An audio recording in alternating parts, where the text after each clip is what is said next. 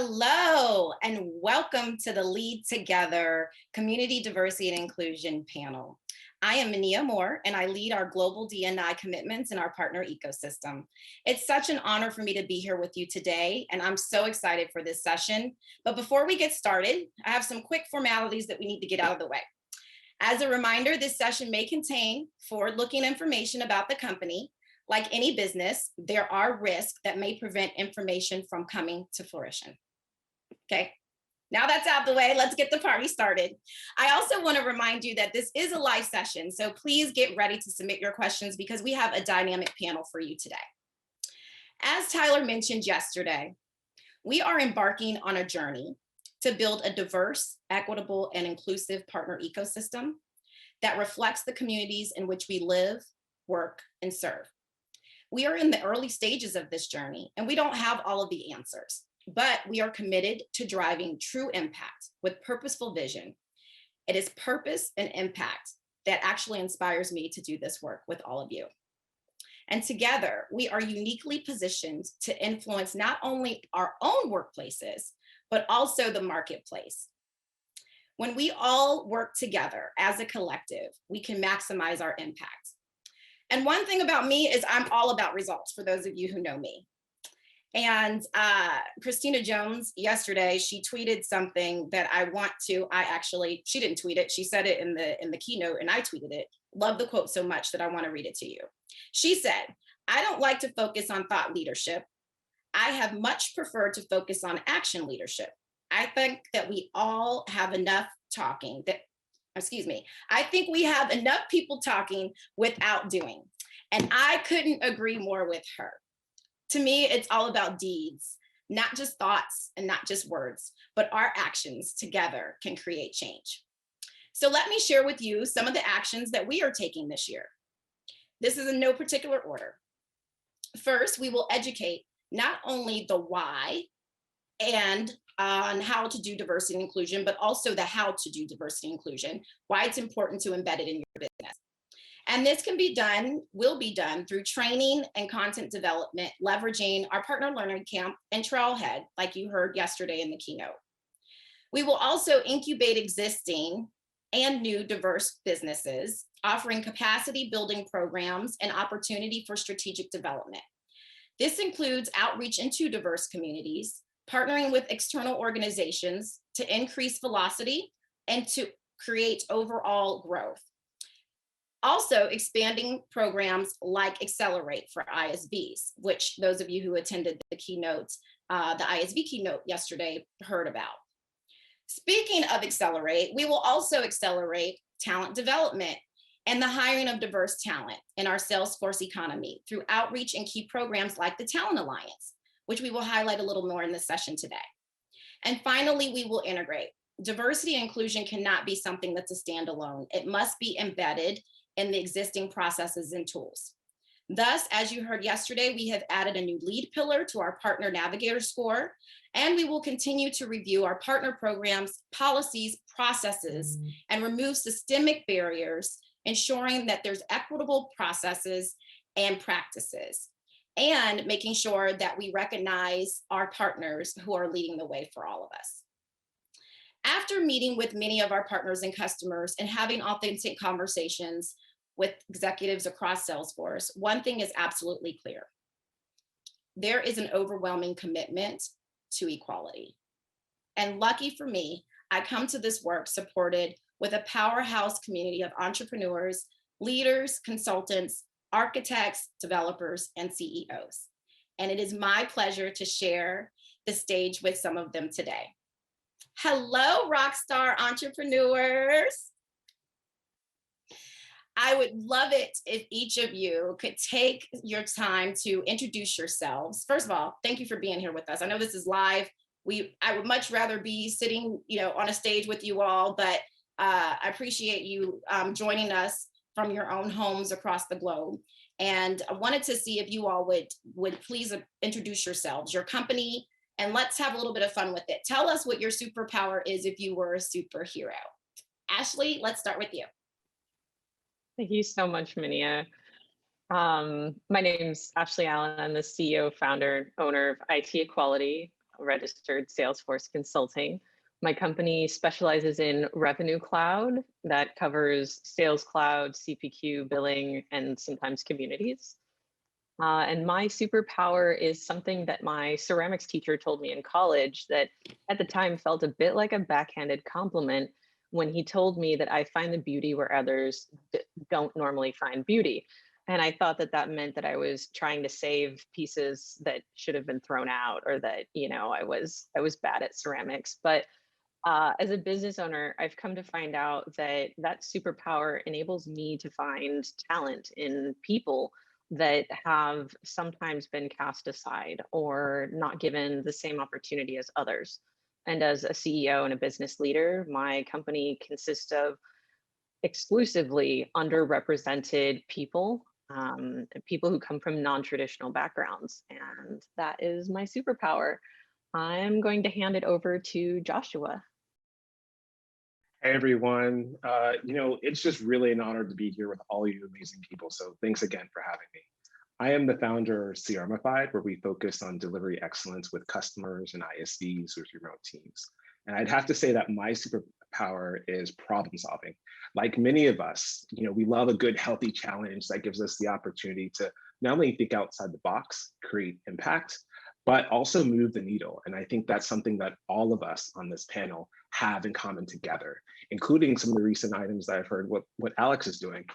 Alex, why don't you share a little bit about your company and what your superpower is? Thanks, Joshua. I appreciate that. And I appreciate being here as well. My name is Alex Garcia, and I'm the CEO and co-founder of Anubis Solutions. I founded the company with my wife and co-founder, Jenny Ortiz. We are a minority and women-led enterprise with teams here in the United States and in Ecuador.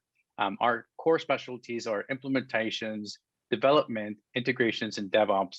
And some of our industries are technology, healthcare and life sciences, construction and manufacturing. My superpower is creating. I love to create in all aspects of my life. My favorite thing to create is new recipes, both for cooking and business success. And with that, as part of being an architect, I'm going to pass it on to Gemma to have her tell us a little bit about her superpower. Hi, thanks very much, Alex. I really liked how you baked that in there. I'm a CEO and founder of the Architect Club, and we're a Salesforce consulting partner, and we focus on Salesforcing sustainably. We're a home for the best Salesforce architects in the industry, zooming in on the how, making sure that there's a sustainable program built around Salesforce based around the needs of people. It's a people system. We believe in treating projects the same way. My superpower is sharing.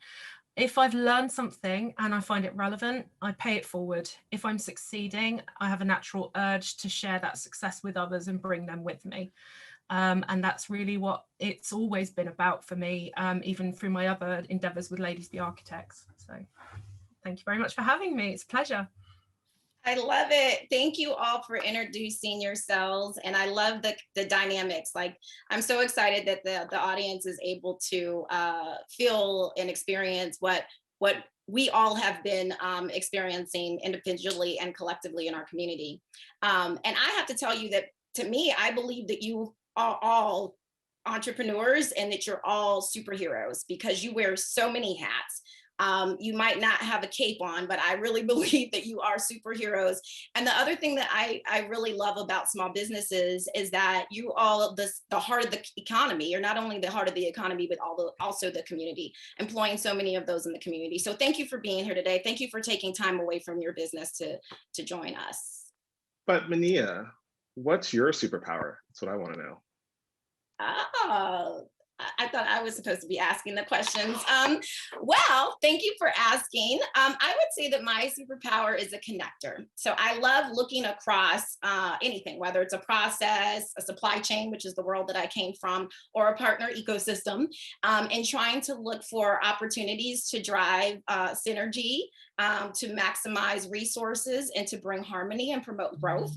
I'm huge on relationships, and I find myself often bringing people together for like a common cause cause or a common purpose, which is part of the reason why, again, I'm excited to bring all of you here today, since you're doing amazing things and blazing trails within your communities and pushing the boundaries to increase diversity and inclusion within our Salesforce partner ecosystem. So enough about me. Without further ado, let's talk to our panel of entrepreneurs here. Ashley, why don't we start with you? You were actually the first person that I met 3 years ago, before I was even knew about the partner ecosystem, alliance and channels, hadn't even met Tyler yet, none of that, right? And we co-hosted a focus group together at Trailhead DX, and you were so instrumental in making sure that there was representation at the table of businesses, small businesses, diverse owned businesses. You remember that, Ashley? Yes. I absolutely do, yes. That was back in like TDX 2019. So I really believe your superpower is so fitting for you, because you're such an advocate for all-inclusive solutions and technology. Can you tell us what motivates this work and what do you hope to see change? Of course, thank you. And it's been a pleasure working with you over the years and just seeing everything grow. So thank you. When I was, this goes back to when I first started my company. So when I was first getting started in 2017, I really wanted, to be successful. I was just getting started. And a lot of my friends and colleagues and mentors told me that I should not be out of the closet as a business owner. They said, well, you can just look straight and make things easier on yourself. And I thought to myself, that can't be the case. Like I have to be able to be my authentic self. But it didn't really turn for me. It didn't really click that I could be my authentic self until I was at, I believe, Trailhead DX, when Mary Scotton with the Office of Equality got on stage and introduced herself. I'm Mary, I'm lesbian, and we're going to talk about equality. And I thought to myself, oh my goodness, like that's when it just like clicked.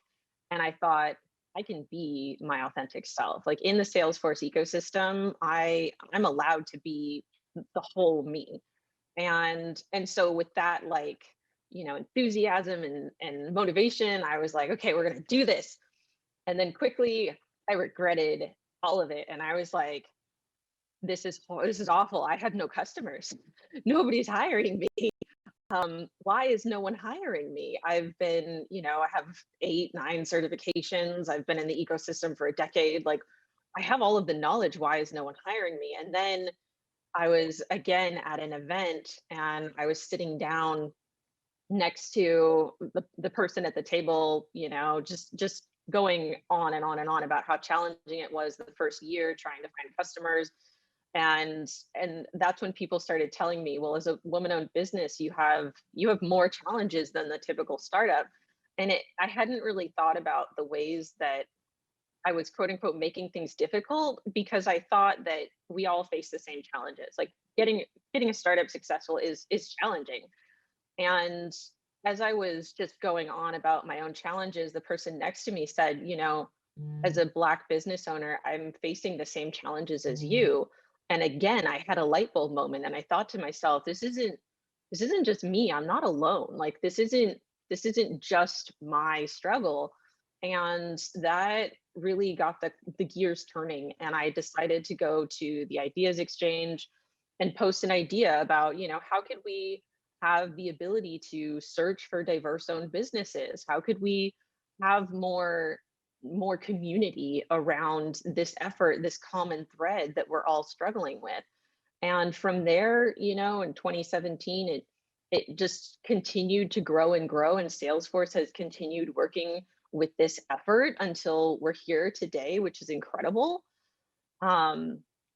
And that's really where everything started. I'm just honored and I'm excited to see how much growth has happened over the years. Mania, you always say that this is a marathon, not a sprint. And I feel like moments like right now really are a testament to that. What I'd like to see more of in the future, I would truly like to see less divisiveness. I honestly believe that this isn't about us versus them. It's not, I'm a diversity supplier, you're not. because in my life, in my career, in my experience, it's largely been the people that are the majority that have mentored me and guided me in order to be successful and be where I am today. I had a lot of straight white guys telling me, you're undervaluing yourself. You should ask for more. I had people say, hey, if you need some small deals, I'll send you some deals. I had people who were like, if you need a friend to talk to, or you want to bounce some ideas off of me, you can do that. And without those people that were helping me, those instrumental people, I wouldn't be here today. So I'd like to see us bridge that and have everybody that wants to lend a hand to this cause to be invited to have a seat at the table. I love it. Thank you so much, Ashley, for just your authenticity. That's one thing that we always get from you anytime I have a conversation with you. I love it. Your energy, your passion, your authenticity, and your courage to be the first one, for the most part, that stood up and said, hey, how come we can't find, diversity on the App Exchange?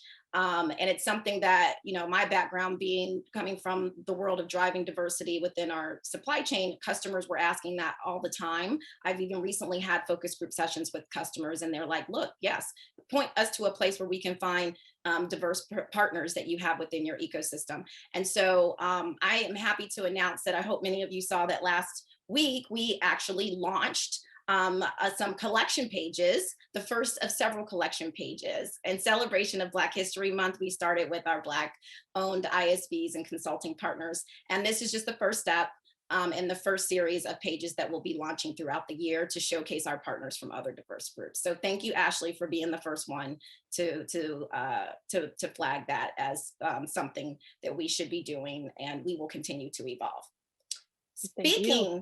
Thank you. Speaking of Black entrepreneurs or Black-owned Salesforce entrepreneurs, Joshua, I want to turn it over to you for a second. If you were over, where would you be sitting if we were on a panel together? Joshua, no, just kidding. So we also met at TDX. I think that was the first time I met you. You were living, I believe, overseas at the time. Someplace, many places. And you also attended that focus group.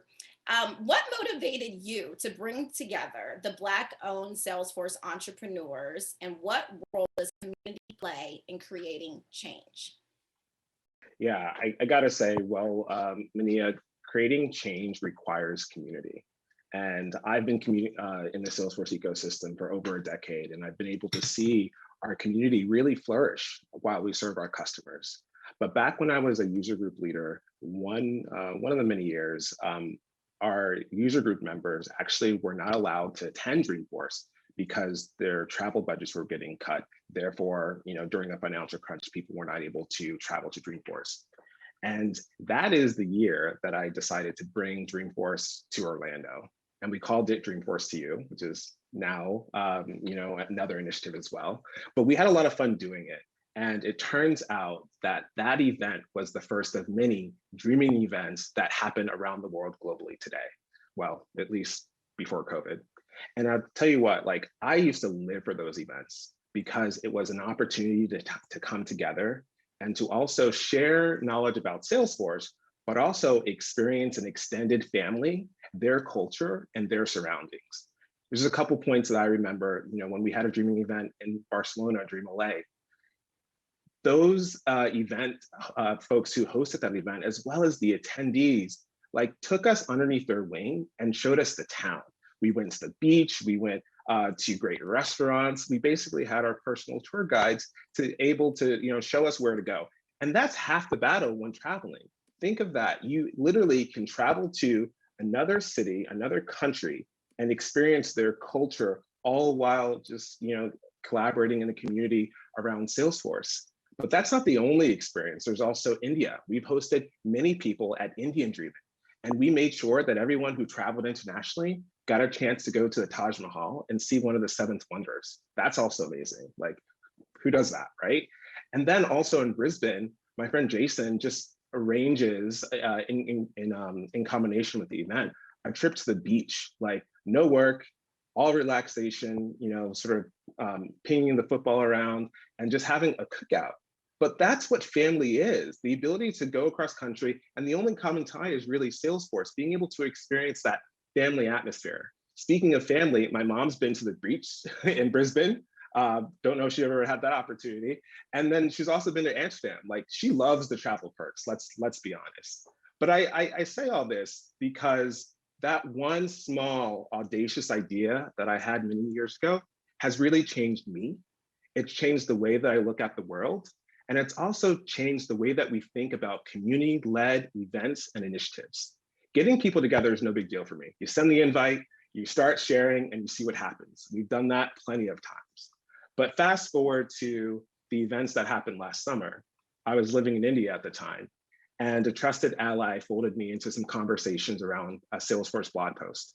That Salesforce blog post resulted in us having a town hall with Salesforce, highlighting our experiences and ideas on how to support some of the commitments that Salesforce had asserted in that blog post. There's a lot of hard work and healthy conversation that went into producing that town hall. But that group, we now call ourselves the Black-owned Salesforce entrepreneurs, now meet weekly where we talk about not only Salesforce, but current events and how they impact us, how we're feeling, ways that we can jointly share opportunities, ways that we can manage our businesses more efficiently together, and also push forward the diversity and inclusion initiatives that are important to us. And personally, I've found an enormous comfort in collaborating with that group of like-minded kin that look like me and also share the same adversities. That group has been a source of encouragement, accountability, and also opportunity to further and help create that impact that we're talking about here today and move the needle on the inequities in our own broader ecosystem. And that's the work that cannot be done by me or you. That's the work that's gonna take a village. And tearing down the inequities that exist and increasing the diversity in our broader ecosystem will require all of us to come together as one family. It won't happen overnight. It might not be perfect. We're going to be on a journey and we're going to do this together. And personally, I'd like to applaud and thank you, Mania, and Tyler and his entire organization for taking the first step, listening, making diversity and inclusion a priority. And I cannot wait to see what we do together as a community. Thank you, Joshua. Woo! I'm a little emotional, so I'm gonna try to hold back my tears. But I actually remember attending we call it BOWS, right? The Black-owned Salesforce Entrepreneurs. BOWS is what we affectionately call it. I have to have an acronym for everything. And I remember, I think I accepted the job offer on Wednesday and your town hall was on Friday. And I was invited to listen to that. And I was so inspired by the stories of grit and resilience and commitment that came directly from that community. It was about a month before I actually started my job, but I have to tell you that it energized me so much to get ready to work. And BOWS was actually the inspiration that led me to reach out to other groups and say, or other people within our ecosystem, and to have discussions about self-organizing other groups like the Latinx Founders Group and the Women's Group. The Latinx Founders Group has self-organized last month and are now connecting regularly to expand their community network and explore ways to help address unique challenges. And so, Alex, I want to turn it over to you because you and I met in that kickoff last month, and your community and you specifically spoke so passionately about community. Why is the Latinx community important to you, and what motivates your work? Thank you, Minnie, and I appreciate this panel, and everybody on here feels super connected to everyone as we all share the same experience, right? You know, our commonality really is the struggles that we've faced as diverse individuals in tech. And it's great that Salesforce is sticking true to its words and elevating us. And we are eternally grateful and be part of the ecosystem. And we do great work for our clients. And so what does the Latinx community mean to me? I mean, the community is really important to me because I think we are a true reflection of the world as a mix of all peoples, right? We are the African diaspora throughout the entire Americas. We are the Native Americans who built temples to the stars, but we're also the pilgrims and the conquistadors that braved a long journey across a sea they did not know. Our identity really is molded around a culture, a people, and a language. Our culture is beautiful with world-class gastronomy, romance, music, architecture, and history. We are Afro-Latino like Celia Cruz, athletes like Sofia de Jesus and Carmelo Anthony. We are Euro-Latinos like Enrique Iglesias and the avant-garde artist Pablo Picasso. We are Asian Latinos like one of my favorites, Bruno Mars, or the Mexican boxer, Tomiko Quimera, who went undefeated until just recently. At our essence, we are diversity, right? We are a people of all peoples, inclusive and incredibly progressive. The Latinx community really means the world to me. My motivation really is to be the change that I want to see in the world. The upper echelons of tech remain very monocolor. Diverse executive and board member representation is almost non-existent at most tech companies. The main problem is inclusion, 100%. Many of us aren't given the opportunity to be present at the table where decisions are being made. There are smaller problems as well. Others are skill sets. We need to set up our communities for success. It's not just about opening the doors, but also providing them the skills to navigate a complex and sometimes frustrating corporate world. It's inspiring for me to give my community the opportunity to be hired by a tech company. It's inspiring for me when they leave Inube and go and do amazing things at other tech companies, although I never want them to leave ever. My work starts with my role as a connector, a mentor, a leader, and a driver of change in my community. And my motivation really is the success of the Latinx people in this country and the world. Fantastic. Thank you so much for that thoughtful answer, Alex. And again, another one of the things that Jesse Martinez has been able to help with is how are we growing, how are we reaching out and identifying other Latinx partners within our community and expanding that ecosystem. And so to help facilitate that connection, what we've done is we've created these collaboration groups within our partner community, not just for the Latinx founders group, but we have a women's founders group, we have a BOWS group for the Black entrepreneurs. And then we have this overarching, there's more groups that Ashley is going to be kicking off soon here, so look for that. And then we also have a partner D&I group, community group and collaboration group. So if you are passionate about this topic, or if you identify with either one of these groups that are here, or just a diverse owned business in general, please look to the partner community and join us there for the discussion, because there's a lot that we can collaborate on. As Joshua mentioned, it takes a village. Another group that has launched, I mentioned it twice, is the Women's Founders Group. And Gemma, you have built an amazing career for yourself and have helped so many along the way, especially women running Ladies Be Architect and volunteering with Supermoms. So as a woman-owned business, what unique challenges do you face? And how will collaborating with other women help you address them? It's a good question. Being a female-owned business and a non-binary owned business equally as well, the biggest challenge is having people want to put you in that box. They tend to expect a little less of you, whether they know it or not. There are psychological limitations placed upon you and your business. And then there's the self-imposed high standards that we keep and the inclination that we have to punish ourselves internally when we don't meet them. So this makes the idea of owning a business pretty daunting. Overcoming these challenges is a work in progress for all of us. But for me, it started by accepting what I don't know and coming up with a strategy to surround myself with people who have the skills that I don't have. Together, we have created a really close-knit team. It excels itself because each person has got a set of responsibilities that they've chosen that aligns to their skill sets. And we find creative ways to make the best of those skill sets. And as a startup, we really do have to, everybody has to pull together really hard to get the things off the ground. I mean, we've got people, we practice diversity, and we've got diverse people in positions of real power. We have a female woman of color as our marketing director. She has real power in the business. She's driving all of our messaging and communications, and she adds her own unique slant to things, and she's and that those skill sets and talents are ones that I couldn't come up with by myself, and equally I don't have time to really explore in myself either, as I'm trying so hard to be everything in the business as we launch and get going. So much of our business comes from relationships, and I think this is true across the entire ecosystem.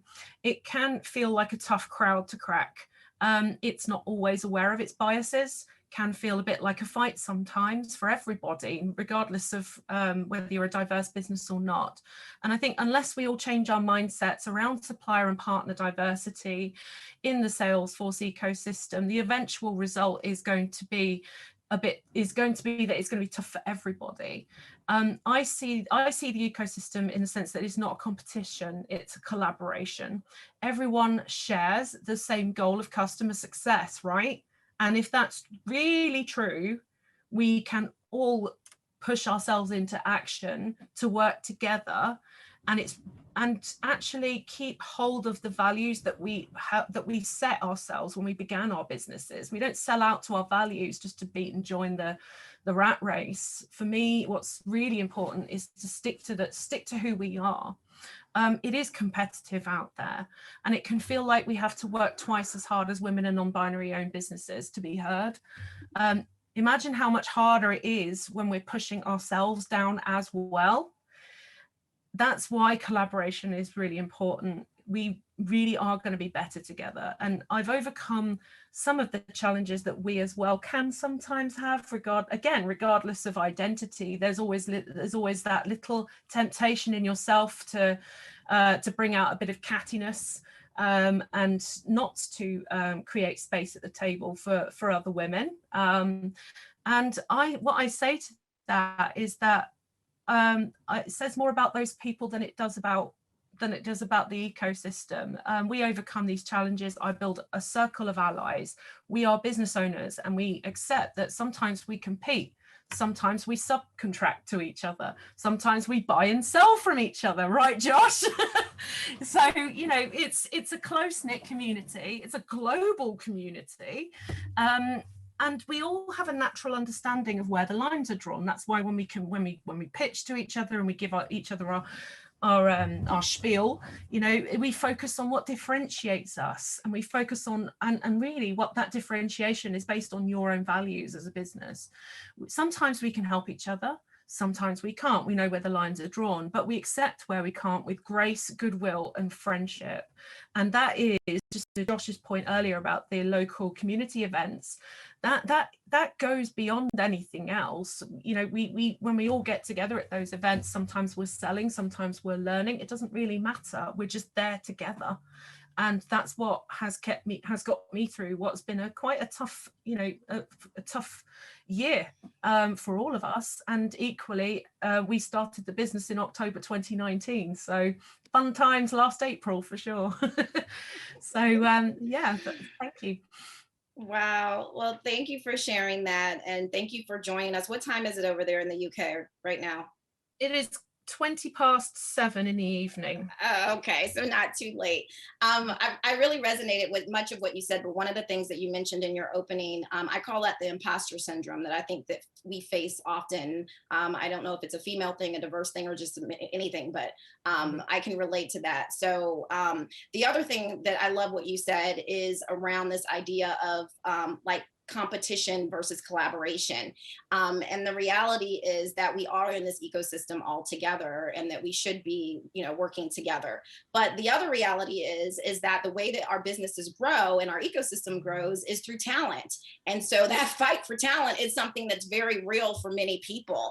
One of the things that we're striving to do, as I mentioned earlier, is accelerate talent development and improve our overall diversity within our Salesforce ecosystem through our partnerships that we have with many over 330 different workforce development centers across the globe, centers like Supermom that you have volunteered with before. And we're also looking at how do we make sure that we can put forth content and help our partners in this journey so that we're not just recruiting and hiring, but they're also that we have inclusive work environments for people to feel like they can bring their full selves to work and not have to battle that imposter syndrome.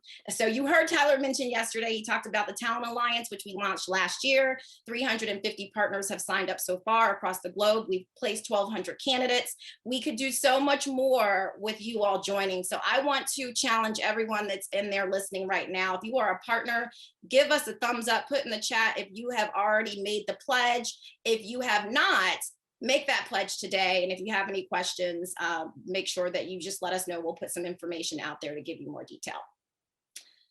Well, that is it looks like we have some audience questions. So please continue to bring those questions, but we do have our first question from the audience.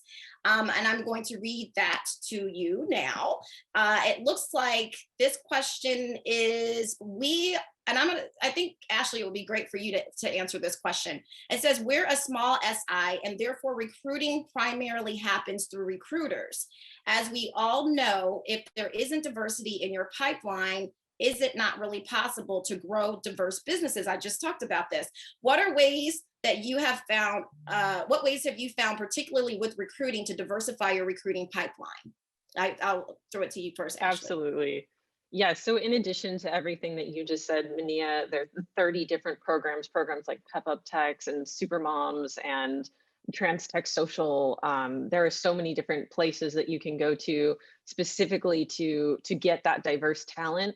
But in addition to that, there are some really important things that you can consider when interviewing talent. And this is a topic that is so near and dear to my heart because as an underprivileged, as an at-risk youth, I grew up in difficult situations, and so has a lot of my employees. You don't learn the same skills that your more privileged counterparts do. For example, interviewing skills. You might have challenges looking somebody straight in the eyes because of the way that you were raised or the environment you were raised in. Sometimes people struggle deeply with anxiety, and so if as you are interviewing these candidates, you keep in mind just little things to maybe not hold against them if they can't look you straight in the eye, or if there are certain slip ups with grammar. Not everybody has been able to afford college. Not everybody has been able to get that education. Some people grew up on reservations where they did not have access to the top schools like you get in more privileged environments. And so if you just think about those items as you're interviewing, it will help your underrepresented applicants to have a leg up, because slights in grammar or slights in the ability to make eye contact, it doesn't mean that they're less intelligent. It means that they've had less privilege. And so that is my number one takeaway. Thank you, Ashley. We have more questions coming in. Keep it going, but we have time is coming quickly here to a close. So I'm going to just throw the question. I would love for Joshua, and then Alex, if you have anything to add to this question. What are some of the obstacles non-US businesses face? Yeah, sure, Mania.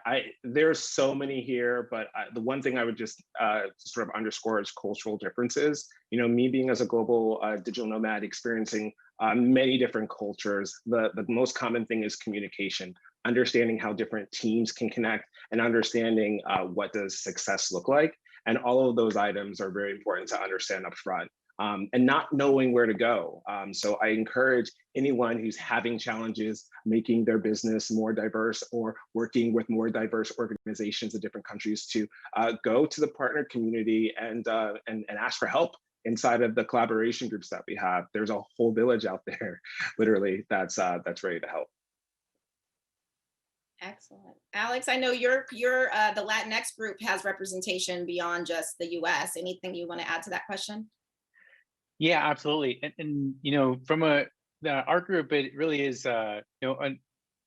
to echo what Josh has said, is understanding the business norms, traditions, and schedules that are required to work in the US as service providers, but also having some form, at least for the Latinx community, operations here if you want to be service providers to the United States. A lot of companies won't feel comfortable about sending the check down or getting an invoice from a foreign country due to complexities with that. So if you want to operate here, figure out how to establish an organization here that can handle that for you.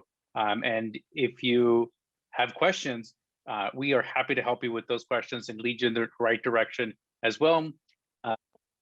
You need to get that, much like what we do with diverse individuals, it really is getting the foot in the door, getting some success stories, and then building the trust in the market.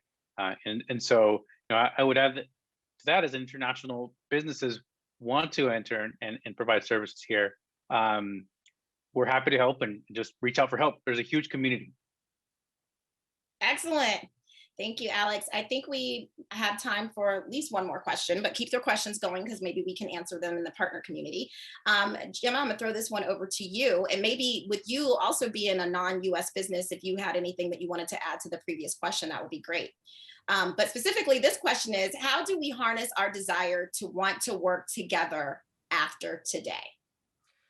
For me, it's been as simple as just being open and being willing to read that one LinkedIn message that you might usually ignore, depending on the job title, of course. But create a space where you can talk as equals, where you're not trying to sell or partner together. My old boss has just started a company, or has just started growing her company in the UK doing consultancy. She used to be a high-flying executive at IBM. She's now starting on her own, and we just called each other. We sent a text and said, "Hi, Han, how are you going?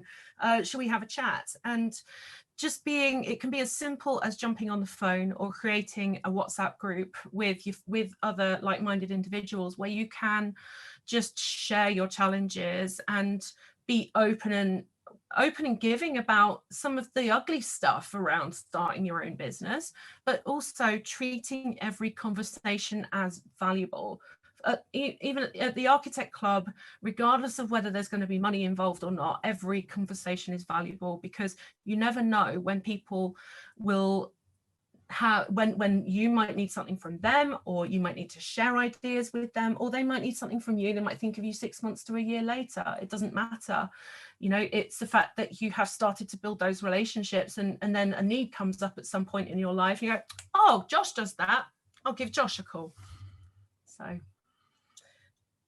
Yes. Anybody else want to add anything to that question? Thank you, Gemma. That was a fantastic answer.